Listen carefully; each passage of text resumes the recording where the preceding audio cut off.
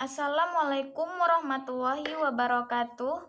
Perkenalkan, nama saya Indah Rasmansari Hasugian dengan NIM 21020127. Saya akan mempresentasikan alat-alat medis yang berjudul kacamata untuk memenuhi mata kuliah ilmu biomedik dasar yang diampu oleh Ibu Delovita Ginting, MSI, Universitas Muhammadiyah Riau. Sebelum itu, kita harus tahu dulu apa itu pengertian kacamata. Kacamata adalah lensa tipis untuk mata guna menormalkan dan mempertajam penglihatan. Sekarang, selain menjadi alat bantu penglihatan, kacamata juga sudah menjadi pelengkap gaya serta menjadi alat bantu khusus untuk menikmati hiburan seperti kacamata khusus 3 dimensi. Sejarah kacamata. Kacamata pertama kali dimulai di Nero yang dibawa oleh seorang kaisar Roma yang berkuasa pada tahun 54 sampai 68 Masehi. Nero selalu menggunakan batu permata cekung untuk membaca hingga menonton pertunjukan, walaupun tidak diketahui dengan pasti apakah Nero memiliki masalah dengan penglihatannya.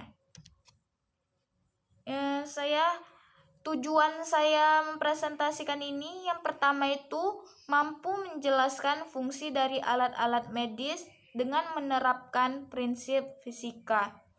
Yang kedua, mampu menjelaskan prinsip kerja alat medis yang menerapkan prinsip fisika. Yang ketiga, mampu menjelaskan prinsip-prinsip fisika dalam pemeliharaan alat-alat keperawatan. Yang pertama itu ada fungsi kacamata. Kita membahas tentang lensa kacamata single vision.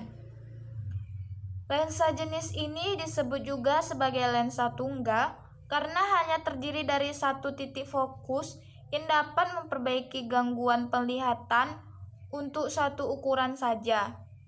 Lensa tunggal biasanya digunakan untuk beberapa pengguna dengan keluhan rabun jauh, rabun dekat, dan silinder.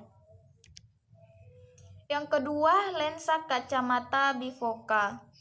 Lensa ini memiliki 2 titik fokus yang dapat membantu penglihatan dengan lensa jarak jauh di bagian atas dan lensa jarak dekat di bagian bawah. Lensa jenis ini sering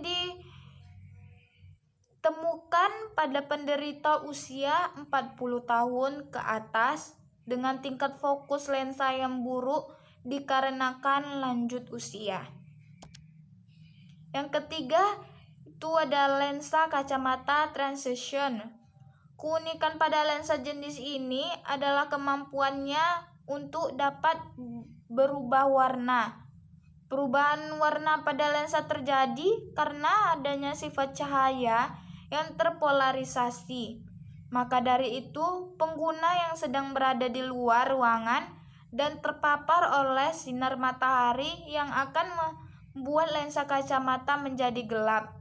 Sebaliknya, jika pengguna berada di dekat cahaya, tidak akan berubah karena lensa dan akan membuat tetap menjadi bening.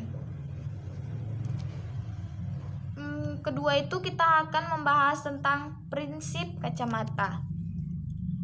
Yang pertama itu ada rabun dekat. Orang-orang yang mempunyai kelainan seperti ini disebut rabun dekat. Kelainan semacam ini dapat diatasi dengan memasang lensa negatif atau memakai kacamata berlensa cekung. Kacamata berlensa cekung membantu cahaya pembentuk bayangan benda tetap terbentuk di retina. Proses pembentukan bayangan di retina pada orang-orang yang penderita rabun dekat. Yang kedua itu ada rabun jauh. Orang yang mempunyai kelainan seperti ini disebut rabun jauh. Kelainan semacam ini dapat diatasi dengan memasang lensa positif atau kacamata berlensa cekung positif. Tuh kita ada rumus fisika. Yang pertama itu ada soalnya itu ada kita akan membahas rumus fisika tentang penglihatan cahaya-cahaya gitu. Itu ada yang pertama itu ada hubungan posisi benda bayangan yang terbentuk dan panjang fokus suatu lensa tipis dapat ditulis dalam rumus matematik seperti 1/F sama dengan 1/S tambah 1/S kubik. S-nya itu jarak benda ke mata, S kubik jarak bayangan ke mata, dan F panjang fokus lensa.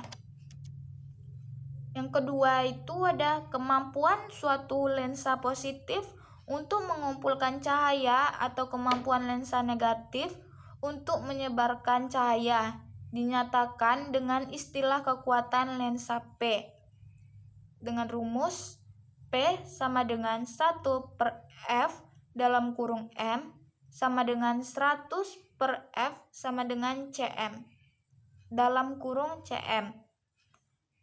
Yang P-nya adalah kekuatan lensa, F-nya panjang fokus lensa. Untuk panjang fokus suatu lensa 1 meter, maka kekuatan lensa tersebut 1D atau dioptri. Yang ketiga itu kita akan membahas tentang pemelihara alat-alat keperawatan. Alat-alat keperawatan ini ada banyak sekali, tapi kita cuma ada 3. Yang pertama itu ada ventilator. Ventilator ini harus terhindar dari goncangan dikarenakan alat ini terpeka terhadap sebuah goncangan. Baru ada sebaiknya digunakan dalam ruangan suhu antara 1800 Celcius sampai 2500 Celcius karena alat tidak tahan dengan suhu di atas 2500 Celcius. Baru ada hindari kotoran atau debu. Terus selain itu, pengetahuan dan keterampilan dalam penggunaan alat juga penting untuk meminimalisir terjadinya kerusakan pada alat tersebut. Baru yang kedua itu ada pinset dan gunting. Dalam menggunakan pinset ini harus disimpan pada ruangan yang memiliki suhu tinggi. Baru ada lingkungannya kering terjauh dari terjadinya suatu genangan air dan harus bebas dari suatu debu dan kotoran agar tetap stabil. Baru yang ketiga itu ada handscoon atau sarung tangan. Dalam pemakaian handscoon ini harus dicuci tangannya dengan sabun agar terhindar dari kuman. Baru ada handscoon hanya dapat dipakai sekali saja. Baru ada ditaburi dengan bedak pada seluruh permukaannya. Oke, sekian presentasi saya tentang kacamata. Jika ada yang salah atau kurang mohon dimaafkan. Wabillahi taufiq wal hidayah. Assalamualaikum warahmatullahi wabarakatuh.